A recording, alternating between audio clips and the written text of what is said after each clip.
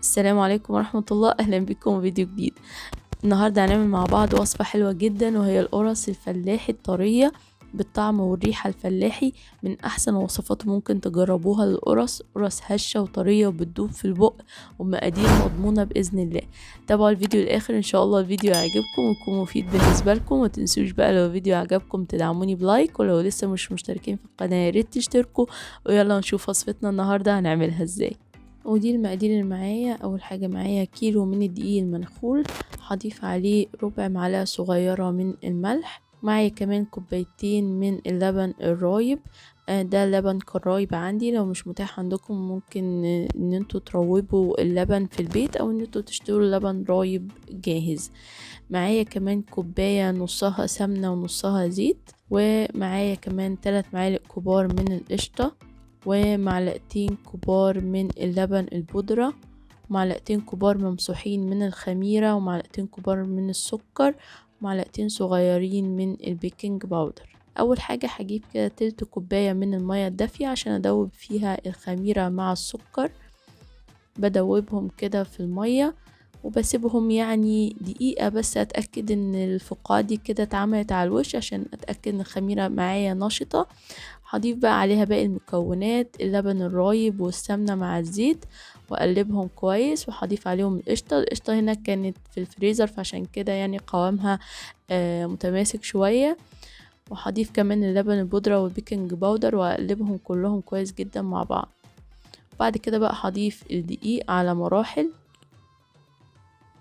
عشان بس يسهل عليا العجن.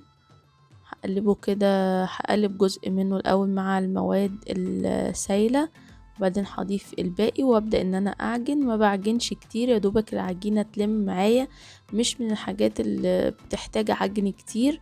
يعني اول ما العجينه كده تلم معايا خلاص هكتفي بالقدر ده، واحس كده ان البوله بتاعتي بقت نظيفه. زي ما انتم شايفين العجينه بتبقى طريه زي ما انتم شايفينها كده.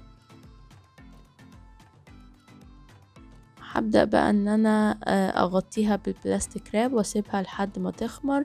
لو في جو حر او في صيف بتاخد حوالي نص ساعة، لو في الشتاء ممكن تزيد عن الساعة. هبدأ بعد كده اخد كده قطع منها، بكورها بالشكل ده، بلم الاطراف على جوه وابدأ ان انا اكورها وارصها على مفرش سيليكون. زي ما انتم شايفين القطعة قد ايه. هبدأ كده ان انا اضم الاطراف على تحت واكورها. العجينة طرية جدا معايا، مش بتاخد مني مجهود خالص، لا في العجن ولا في التشكيل. طبعا اظبط حجم الكور بتاعتي، هي بتاخد او بتعمل تقريبا حوالي 35 قطعة من العجين. ودي العجوة هرستها مع معلقة من السمنة على النار، وببدأ ان انا اشكلها اقراص بالشكل ده عشان تسهل عليا الحشو. هاخد اول كورة انا كورتها، ما بسيبش يعني العجينة تخمر ولا حاجة، يا دوبك 5 دقايق.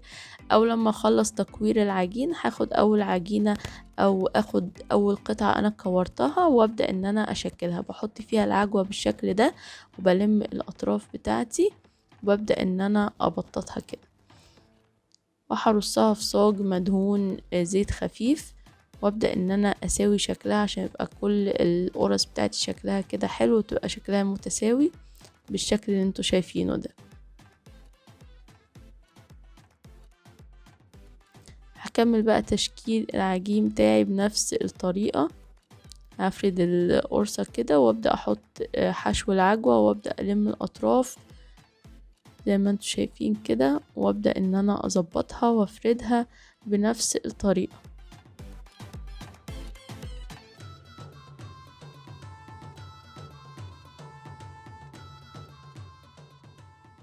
نخلي بالنا من المسافات بين القرص عشان ما تلزقش في بعض. اديها راحتها في الصاج شوية. زي ما انتوا شايفين كده، ده انا كده رصيت القرص بتاعتي وسبت مسافات ما بينهم. دي كده كانت ريحت شوية، يعني بسيبها 5 دقايق بس تريح، وبدخلها الفرن على درجة حرارة 200. بحطها الاول في رف منخفض 5 دقايق، وبعدين ارفعها على رف مرتفع، ويفضل يا اما اشغل المروحة او الشواية عليها عشان تاخد اللون الحلو ده. ما سيبهاش لحد ما تستوي على درجة حرارة الفرن من تحت، لان كده هتنشف معايا. يا دوبك 5 دقايق من تحت وبعدين ارفعها على رف مرتفع، يا اما اكون مشغله المروحه او الشوايه. زي ما انتم شايفين القرص طريه وهشه جدا معايا ازاي، وبجد بتدوب في البق وطعمها وريحتها فلاحي.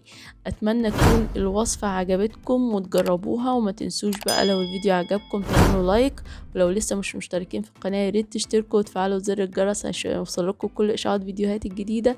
السلام عليكم ورحمة الله.